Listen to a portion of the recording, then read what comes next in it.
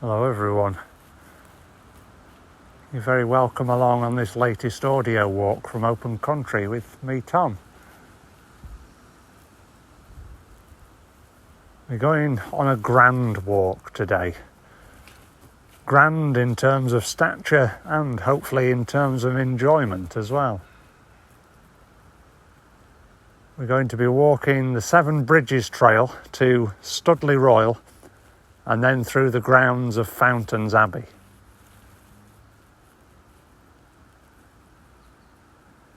We're starting the walk from the very top end of the Seven Bridges Trail in a beautiful area of deciduous woodland,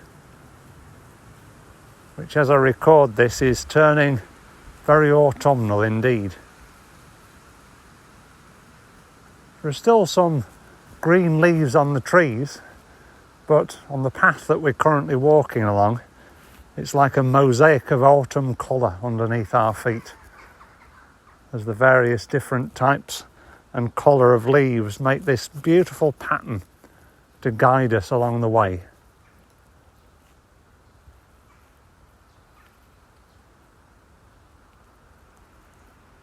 Well, there's going to be a lot to look forward to, I think, today.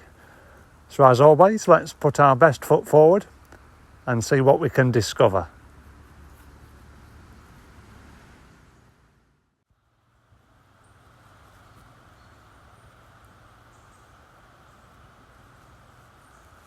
As the path winds its way down the hill in front of us, we just met with this blanket of beautiful autumn colour, a mixture of russet reds, ochre oranges and quite vibrant yellows mixed in with the remaining green leaves on the trees. It's absolutely spectacular. The Seven Bridges Trail runs through quite a narrow valley, so we've just got all of this colour surrounding us in like a bowl, engulfing us as the sun just licks the trees and brings a bit of life and contrast into this landscape which is ever turning towards winter.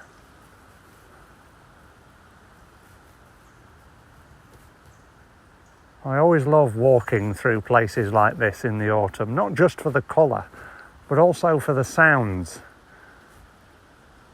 You may be able to hear at certain points during this audio walk in the background as I speak the call of the jackdaw, a black corvid.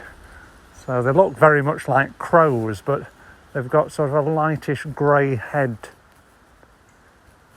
And the other bird that you'll hear quite frequently in these parts as well is the pheasant, which is a beautiful, vibrant bird.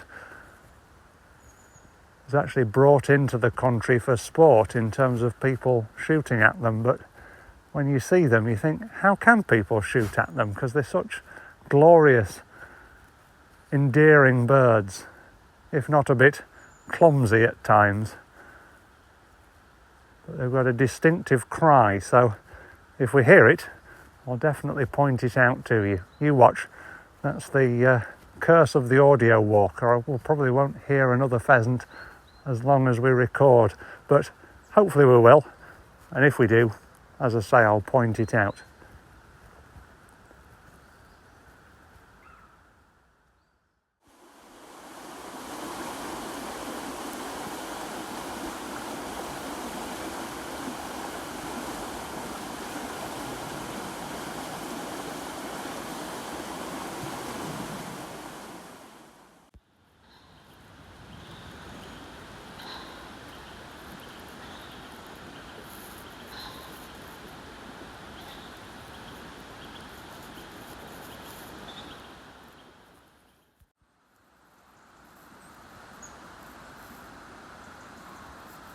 As we continue up the Seven Bridges Trail, not only have we heard our first pheasant, we're also being serenaded by a robin,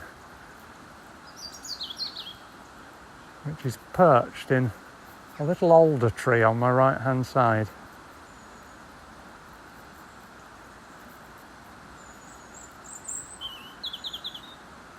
Beautiful sound.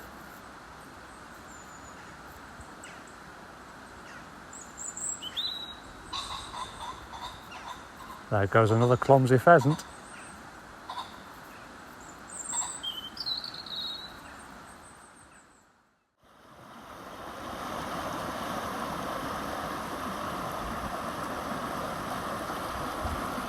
The river over which the 7 bridges span is the Skell.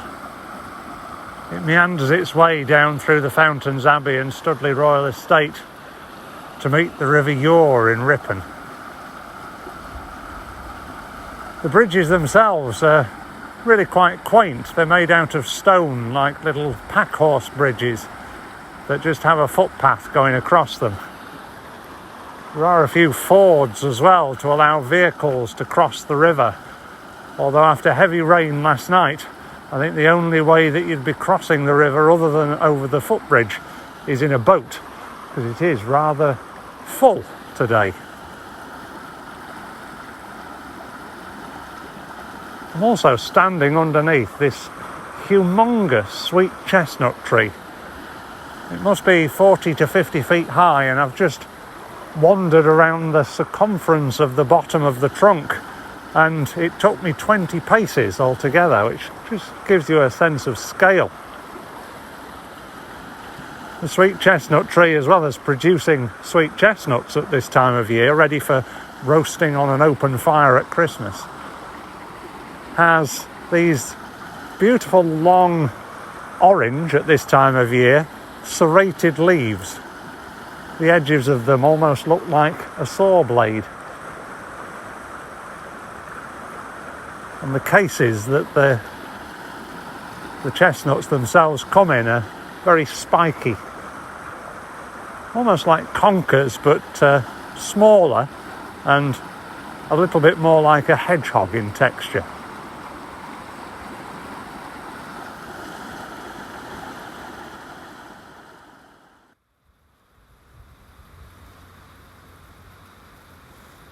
We've walked over the 7th bridge, which is actually a narrow bridge over a weir, and we've entered into Studley Deer Park.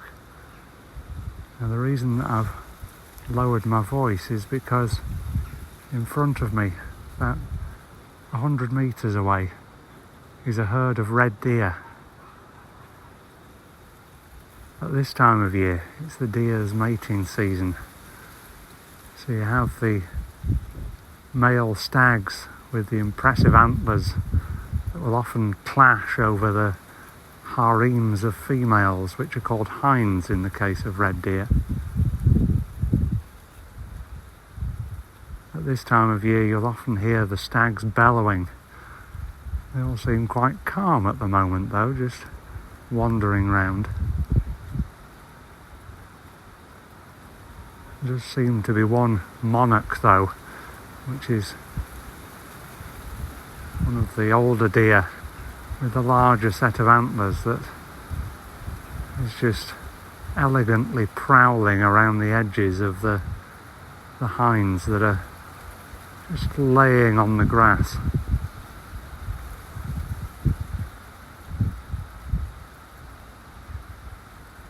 When I'm in a setting like this, I often feel like I'm part of a constable painting. It's very quintessentially English.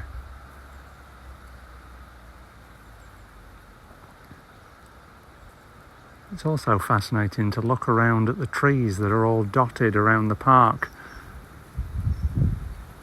And they're all sort of falling at the same level, where the deer have obviously been nibbling at the lower branches and leaves.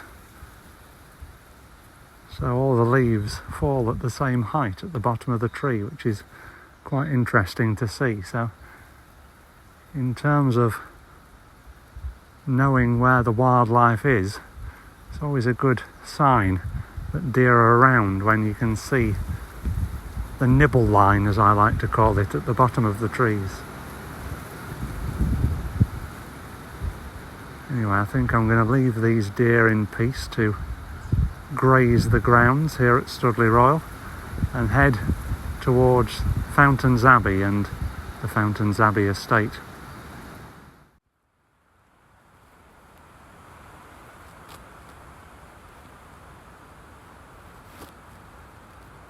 We've now left the deer park and I can speak at a normal volume once again. We're now in the grounds of Fountains Abbey itself, and we've actually done two of the most interesting yet treacherous parts of the walk. Firstly, the boardwalk over the weir. There aren't actually any handrails on either side, so you've got this disconcerting feeling of water rushing underneath you, and sometimes you can feel like you want to be pulled into the water. It's about a 10-metre stretch across the little stream dropping down into the main lake, and if you don't have your wits about you, you could get a little bit damp, but thankfully I've made it to the other side. We then walked up the hill towards the Octagon Tower, which I'll come to in a moment. But we've walked through this lovely little tunnel, which forms a bit of an S shape underneath the rocks here at Fountains Abbey. And you come out on the top of the hill to be greeted with spectacular views over the water park, which is where we're currently standing.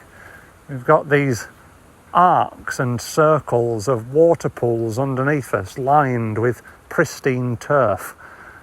It's a very well organised garden, just meant to intoxicate the senses through this visual explosion of intricacy.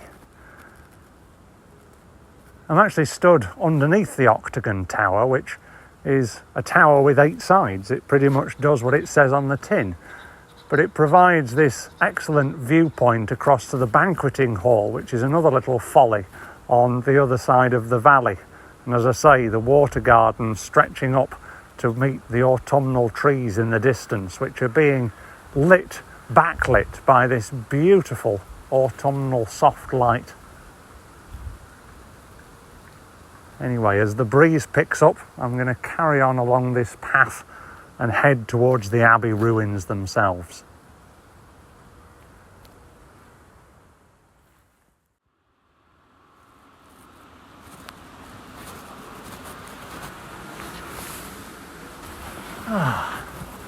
What a lovely little viewpoint this is. I've made it to this other little folly, but I suppose it's not really a folly because it's got a purpose. It's a fantastic dark blue painted hut with arched windows at the front that are providing an absolutely spectacular view down towards the Abbey ruins. Below us we've got the water rushing over a weir, and just beyond that is the impressive brooding structure of Fountains Abbey itself. Along the edges of the valley we continue to have those beautiful autumn colour-encrusted trees, and the sun, which has just on cue come out, is illuminating from the side the ruins of the Abbey. It really is spectacular, and it's tempting me further on down the path to enter the ruins themselves and get up close and personal to see what else this wonderful landscape and heritage site has to offer for us on this audio walk today.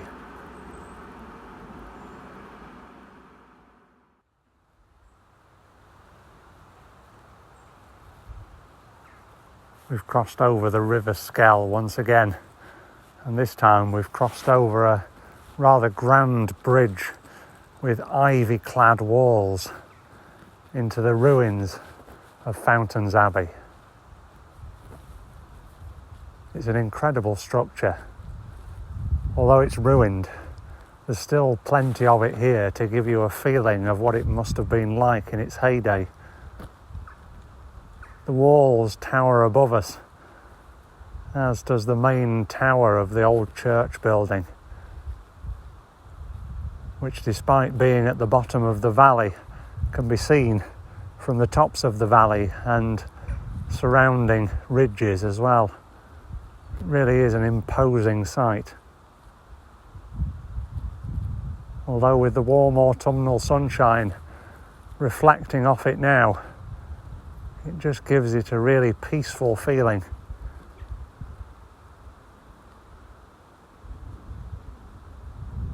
There were once monks and friars wandering these passageways that we are now. Now it's tourists and pigeons and jackdaws that seem to have taken residence.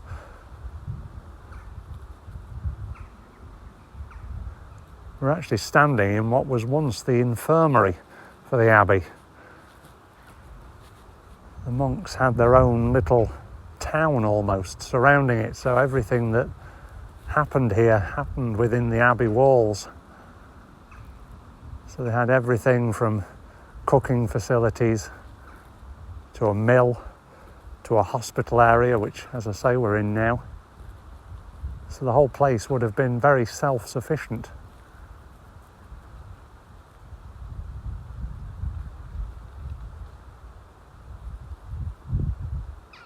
Now I'm going to wander back through the main nave of this majestic building to follow the River Skell to our destination for this walk today. But just for a little longer, I'm going to revel in this incredible location.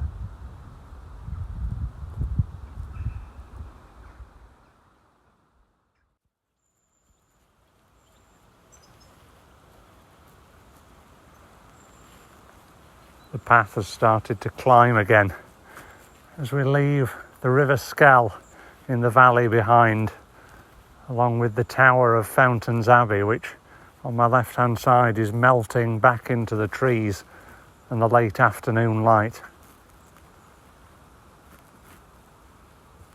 We're heading back now to the head of the Seven Bridges Trail from where we started this audio walk, which I must admit, after everything that we've experienced along the way, seems like an age ago now. I really do hope you've enjoyed joining me on this audio walk as much as I've enjoyed walking it.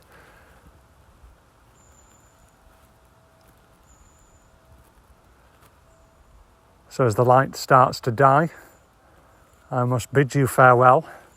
But thank you very much once again for joining me on this audio walk. I look forward to speaking to you in the next one.